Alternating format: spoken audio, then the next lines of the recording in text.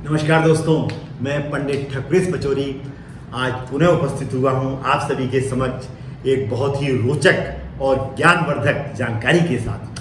मित्रों, सर्वप्रथम मैं आप सभी का आपके अपने चैनल एस्ट्रोलॉजर ठकुरेश पचौरी पर हार्दिक अभिनंदन करता हूं और आप सभी से ये अनुरोध करता हूं कि यदि आपने अपना ये चैनल अभी तक सब्सक्राइब नहीं किया है मित्रों, तो इसको तुरंत सब्सक्राइब करें, बेल आइकॉन को भी प्रेस करें ताकि इस तरह की ज्ञानवर्धक जानकारियाँ आपके घर तक पहुँच सकें और आप उनका लाभ ले सकें। अपने नवीन प्रबुद्ध दर्शकों से भी मैं अनुरोध करूँगा कि आप यदि अभी अभी इस वीडियो के माध्यम से मुझसे जुड़े हैं तो अपने इस चैनल को सब्सक्राइब अवश्य करें, बेल आइकॉन को भी प्रेस करें। मित्रों, आज का जो हमारा विषय है बहुत ही ज्ञानवर्धक और रोचक विषय है। जो विषय है मित्रों, वह आपके अंदर अपने अंदर आत्मविश्वास कैसे बढ़ाएं, यानी सेल्फ कॉन्फिडेंस को कैसे आप इंक्रीज करें। इस संबंध में हम विशेष चर्चा करेंगे और कुछ आसान उपाय भी बताएंगे कि यदि आपका सेल्फ कॉन्फिडेंस कम हो रहा है या कम है तो उसको कैसे बढ़ाएं। तो अंत तक मुझसे अवश्य जुड़े रहें इस वीडियो के साथ, इस संपूर्ण जानकारी को जानने के लिए और उसका लाभ लेने के लिए।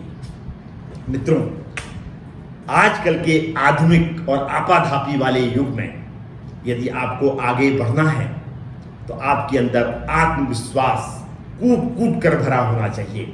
यदि आपके अंदर मित्रों यदि आपके अंदर आत्मविश्वास की कमी है तो आप इस तरह के युग में अपने आप को काफ़ी पीछे पाएंगे। अतः आत्मविश्वास का होना हर व्यक्ति के अंदर बहुत जरूरी है। अब हम बात करते हैं कि जन्म कुंडली से हम कैसे जानेंगे कि हमारे अंदर आत्मविश्वास की कमी है। और यदि हम जन्म कुंडली नहीं देखना चाहते हैं या हम कहीं नहीं दिखाना चाहते हैं तो अपने अंदर जो आदतें हैं उन आदतों से भी आप ये जान सकते हैं कि आपका सेल्फ कॉन्फिडेंस कम है या कम हो रहा है। पहले बात करते हैं मित्रों जन्म कुंडली से। जन्म कुंडली में यदि सूर्य और चंद्रमा आपके यदि योग कारक नहीं है या कमजोर है तो मित्रों आपकी लाइफ में 60% परेशानियां आएंगी ही आएंगी, क्योंकि सूर्य और चंद्रमा ये 60% रिजल्ट देते हैं। मित्रों, यदि ये अच्छे हैं तो आपकी लाइफ को अच्छा कर देते हैं। यदि सूर्य और चंद्रमा जन्म कुंडली में आपके खराब हैं तो ये आपकी लाइफ को मित्रों काफ़ी नरक भी कर देते हैं। अतः हमको जन्म कुंडली में सूर्य और चंद्रमा की पोजीशन देखनी है। सूर्य को आत्मा का कारक माना गया है और चंद्रमा को मन का कारक माना गया है। अतः दोनों का स्ट्रांग होना अत्यंत आवश्यक है। यदि नहीं है तो हम उपायों से उनको हमें स्ट्रांग अवश्य करना चाहिए, क्योंकि मित्रों चंद्रमा नेगेटिविटी देता है और नेगेटिविटी भी एक बहुत बड़ा फैक्टर है मित्रों आत्मविश्वास को कम करने का। चंद्रमा के बारे में मित्रों मैं कई एपिसोड डाल चुका हूं और बता चुका हूं कि नेगेटिविटी को कैसे दूर करना है, चंद्रमा किन किन पोजीशनों में खराब होता है, कैसे पहचाने कि चंद्रमा आपका कमजोर है। इसके बारे में मैं 2-3 एपिसोड डाल चुका हूं। अतः आप सभी से मेरा अनुरोध है कि चंद्रमा के मेरे उन एपिसोड्स का अवलोकन अवश्य करें और उनसे संबंधित भी उपाय आपको करने हैं। आज हम बात करेंगे सूर्य के बारे में। सूर्य को सेल्फ कॉन्फिडेंस का कारक माना गया है, आत्मविश्वास का कारक माना गया है। यदि जन्म कुंडली में सूर्य केतु के साथ में है, राहु के साथ में ग्रहण योग बना रहा है, शनि के साथ में युति कर रहा है या क्रूर ग्रहों के प्रभाव में है या तुला राशि मतलब नीच की राशि में पड़ा है और आपकी जन्म कुंडली में योग कारक नहीं है तो निश्चित रूप से आपका सेल्फ कॉन्फिडेंस काफ़ी कम होगा। और महादशा अंतरदशा यदि योग कारक नहीं है तो वो सेल्फ कॉन्फिडेंस आपका धीरे धीरे और डाउन होता चला जाएगा और आपकी स्थिति मित्रों डिप्रेशन वाली हो जाएगी। अतः सूर्य के विधिवत में कुछ उपाय भी आपको बताऊंगा कि उन उपायों को यदि आप करते हैं मित्रों तो निश्चित रूप से आपका आत्मविश्वास बढ़ेगा। अब हम कुछ जनरल बातें भी करते हैं। कभी कभी आप अपने आप से ये कैसे जानें, अपनी आदतों से कैसे जानें कि आपका सेल्फ कॉन्फिडेंस कम है या आपका जन्म कुंडली में सूर्य कमजोर है। यदि मित्रों आपको अपने पिता का सुख कम मिल रहा है या अपने बड़े भाई का सुख कम है या पिता और बड़े के भाई के साथ में वैचारिक मतभेद रहते हैं तो निश्चित मानिए कि आपका सूर्य कमजोर है, आपका सेल्फ कॉन्फिडेंस कम है, या आपके बैठने का तरीका इस तरह का है, आप किसी से निगाह मिला के बात नहीं कर पा रहे हैं, आपका किसी से आई कांटेक्ट नहीं हो पा रहा है, आपको बात करने में हेजिटेशन होता है, अपनी बात को आप कह नहीं पाते हैं, या बात कहने की कोशिश करते हैं तो लड़खड़ा जाते हैं, अटकने लगते हैं। इसका मतलब आपका आत्मविश्वास कम है। 150 लोगों के आपके हॉल में माना 100 लोग बैठे हैं, 50 लोग बैठे हैं, आपको बोलना है, आप नहीं बोल पा रहे हैं, हेजिटेट कर रहे हैं, हिचकिचा रहे हैं, भूल जा रहे हैं। इसका मतलब आपका सेल्फ कॉन्फिडेंस कम है, आत्मविश्वास की आपके अंदर कमी है। इसका मित्रों मैं एक उदाहरण देता हूं आपको। बहुत बड़े बड़े जो IAS PCS के इंटरव्यूज वगैरह होते हैं, उसमें सिर्फ यही देखा जाता है कि आपके अंदर सेल्फ कॉन्फिडेंस कितना है। आपके क्वेश्चन का आंसर गलत हो या सही इससे मतलब नहीं है। माना आपसे कोई क्वेश्चन पूछा गया, आपने बिगर सोचे समझे, बिगर इस हेजिटेशन के ये गलत होगा या सही होगा, उसका तुरंत उत्तर दे दिया। इसका मतलब अगला जो आपका इंटरव्यू ले रहा है जो व्यक्ति, वो निश्चित रूप से ये समझ जाएगा कि आपके अंदर कॉन्फिडेंस कूट कूट के भरा है। यदि आप उत्तर देने में सोचने लगे, लड़खड़ा गए, हिचक अटकने लगे, तो वो समझ जाएगा कि इसका सेल्फ कॉन्फिडेंस है ही नहीं, और आपके सिलेक्शन के चांसेस भी कम हो जाएंगे।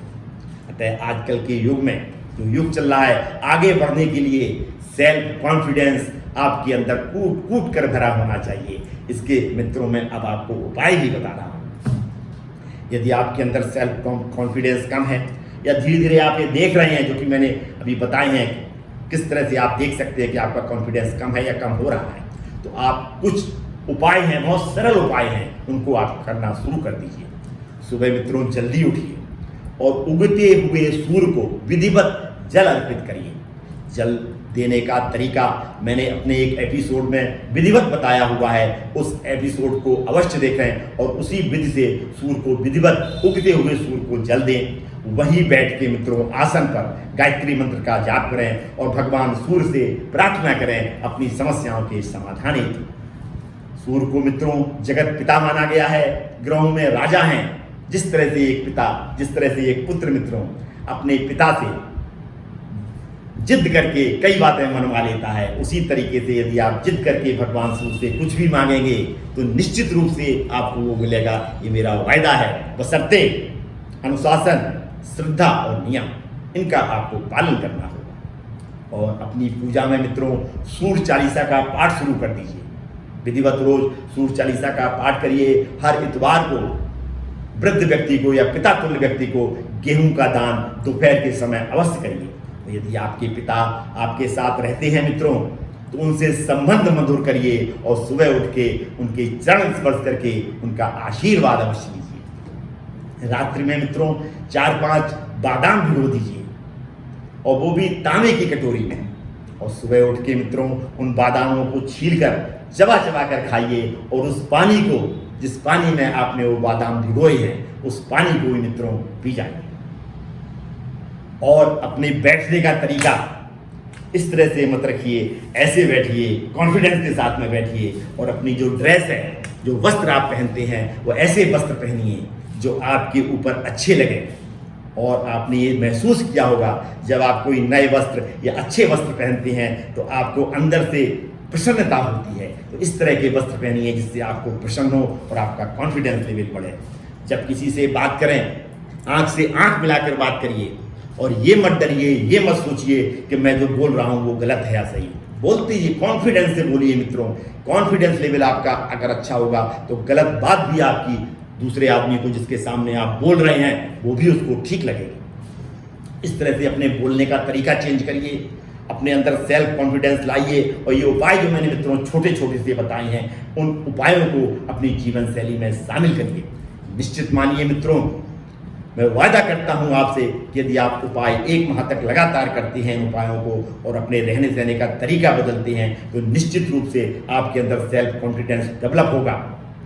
क्योंकि यदि सेल्फ कॉन्फिडेंस नहीं होगा तो आपकी जीवन में बाधाएं, रुकावटें आएंगी, आपकी प्रोग्रेस रुक जाएगी, और एक दिन आप डिप्रेशन में आ जाएंगे और आपकी जिंदगी मित्रों नरक हो जाएगी। इसलिए इन उपायों को अपनाकर अपने कॉन्फिडेंस लेवल को बढ़ाइए और ज़िंदगी में प्रोग्रेस करिए और आगे बढ़ते चले जाइए। ये मैं आपसे वायदा करता हूँ कि यदि आप उपाय करेंगे, मेरे जो मैंने बहुत इजी उपाय बताए हैं, बहुत इजी रेमेडीज़, उनको यदि अपनाते हैं तो निश्चित रूप से आपका कॉन्फिडेंस लेवल बढ़ेगा। यदि बढ़ता है मित्रों तो इन उपायों को जारी रखिए और कमेंट बॉक्स में अपना कमेंट अवश्य रखिए। कैसा लगा मित्रों आपको ये एपिसोड? यदि अच्छा लगा तो इसको सोशल मीडिया पर, हर बार मैं यही कहता हूँ, ज़्यादा से ज़्यादा शेयर करिए ताकि अन्य लोगों तक ये जानकारी पहुँच सके और अन्य लोग भी इसका फायदा ले सकें। आज मैं इस भावना के साथ में अपनी वाणी को विराम देता हूँ कि आप सभी के ऊपर माँ भगवती की कृपा बनी रहे और आपका जीवन खुशहाल रहे। फिर मुलाकात करेंगे मित्रों किसी नई जानकारी के साथ में। तब तक अपना ये चैनल एस्ट्रोलॉजर ठकरेश पचौरी देखते रहिए और इस तरह की जानकारियाँ प्राप्त कर उनका लाभ लेते रहिए। धन्यवाद मित्रों, अंत तक मुझसे जुड़े रहने के लिए और मेरा ये एपिसोड पूर्ण रूप से देखने के लिए आप सभी को बहुत बहुत धन्यवाद।